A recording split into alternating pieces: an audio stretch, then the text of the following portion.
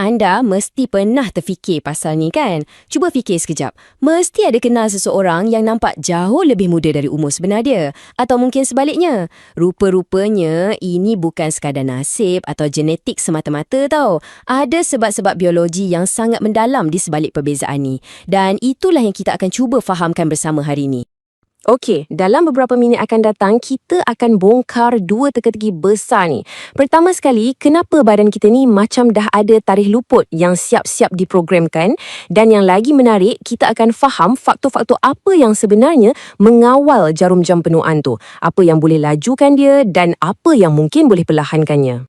Ini peta perjalanan kita untuk hari ini. Kita akan mula dari yang paling kecil, iaitu di dalam sel kita. Lepas tu, kita naik sikit.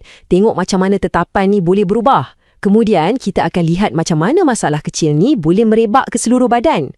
Apa yang sains tengah usahakan dan akhir sekali, kita akan cantumkan semuanya untuk dapatkan gambaran penuh. Jom? Baiklah, jom kita mula dengan teka-teki yang pertama. Nak betul-betul faham pasal penuaan ni, kita kena mula dari unit paling asas yang bina kita semua, iaitu sel kita. Jauh di dalam setiap sel, ada satu jam yang tak pernah berhenti berdetik. Bayangkan DNA kita ni macam sepasang tali kasut.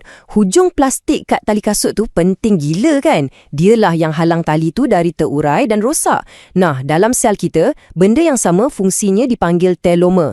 Dia macam penutup pelindung kecil kat hujung setiap kromosom kita. Tugas dia, jaga semua maklumat genetik penting kat dalam tu. Tapi kat sinilah masalahnya bermula. Setiap kali sel kita membahagi, contohnya untuk sembuhkan luka atau ganti sel lama, mesin yang salin DNA kita ni tak berapa sempurna.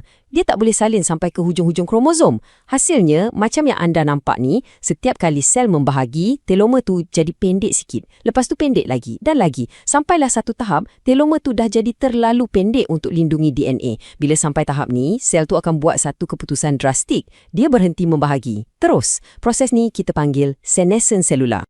Jadi, berapa kali benda ni boleh jadi? Untuk kebanyakan sel manusia, had dia lebih kurang antara 40 hingga 60 kali pembahagian. Ini kita panggil had Hayflick, sempena nama saintis yang menemuinya. Fikirkan ia macam had hayat yang dah terbina dalam untuk sel-sel kita.